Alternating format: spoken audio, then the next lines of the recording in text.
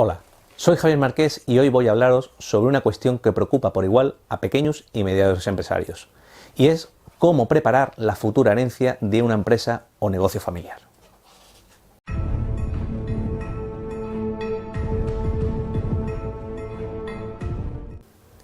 Hoy queremos detenernos en esta cuestión que, aunque no suele tratarse a menudo, es más frecuente de lo que pensamos.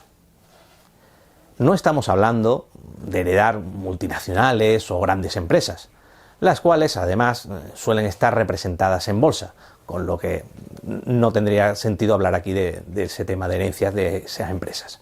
Sino que aquí lo que nos vamos a referir hoy es a todas aquellas pymes, pequeñas y medianas empresas, las cuales además suelen tener un gran componente y participación familiar. Así podemos diferenciar dos momentos esenciales y diferenciamos en la herencia de una pyme. Lo primero, lógicamente, será preparar el testamento. En estos casos, lo primero sería tener la previsión de hacer un muy buen testamento que recoja las concretas instrucciones del testador sobre el futuro que quiere para su empresa. Como os podéis imaginar, es fundamental tener un asesoramiento especializado para preparar este testamento, pues en él se diseñará el camino por el cual tendrá que pasar esta empresa a nuestros herederos. En este punto nos encontramos que suele haber dos opciones, y es que la mayoría de los empresarios o bien quieren dejar la empresa a todos o a varios de sus herederos, o también se puede dejar el negocio o empresa familiar a uno solo de estos herederos. Si estamos en este último caso, es muy importante respetar las legítimas de los herederos forzosos, por lo que en caso de querer dejar la totalidad de nuestra empresa a un único heredero, habrá que compensar al resto al menos para cubrir sus legítimas estrictas. Es frecuente la situación en que la empresa es además con diferencia el mayor activo de nuestra herencia, no existiendo bienes suficientes con los que compensar al resto de los herederos. Así, en estos casos, podemos preparar un testamento que recoja la preferencia de un heredero para que se quede efectivamente con la empresa, pero para ello tendría que compensar económicamente a sus hermanos o el resto de herederos por la parte que ese resto de los bienes del difunto no alcance para cubrir su legítima que le corresponde. Hemos de tener en cuenta que, como he comentado en anteriores artículos, en el momento de hacer nuestro testamento no podemos, lógicamente, saber con exactitud cuáles serán aquellos bienes que conformarán nuestra futura herencia en el momento de nuestro fallecimiento, y mucho menos conocer su valor.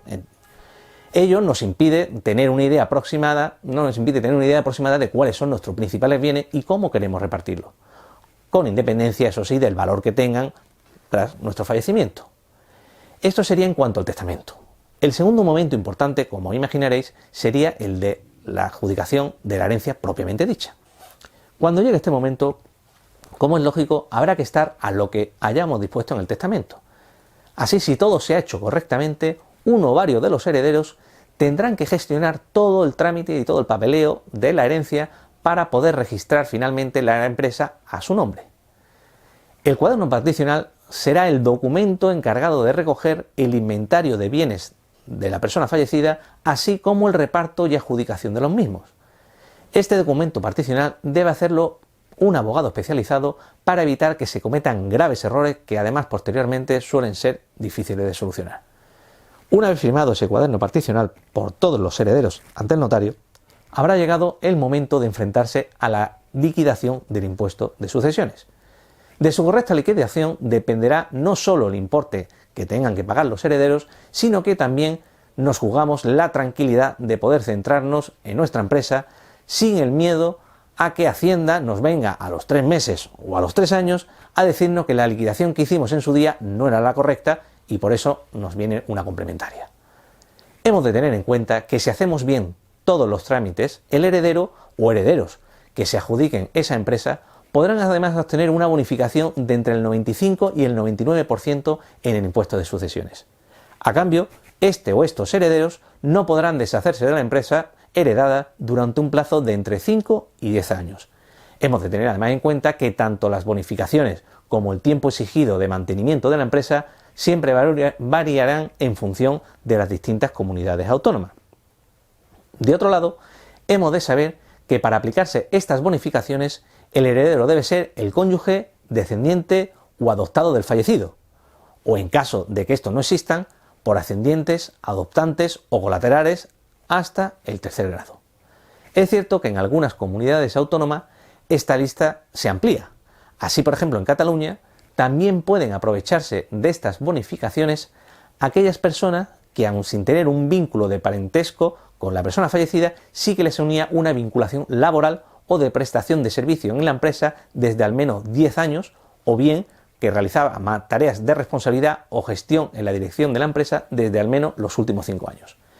En Andalucía, en cambio, hemos de limitarnos al listado mínimo estatal de personas que pueden ser beneficiarias. Por último, y si todo lo anteriormente se ha realizado correctamente con el debido asesoramiento, podremos acudir al registro mercantil para que quede registrado correctamente el cambio de titular de nuestra empresa. No obstante, como siempre os digo, cada herencia o testamento tiene sus particularidades. No dudéis en contactar con nosotros si queréis que hablemos de vuestro caso particular.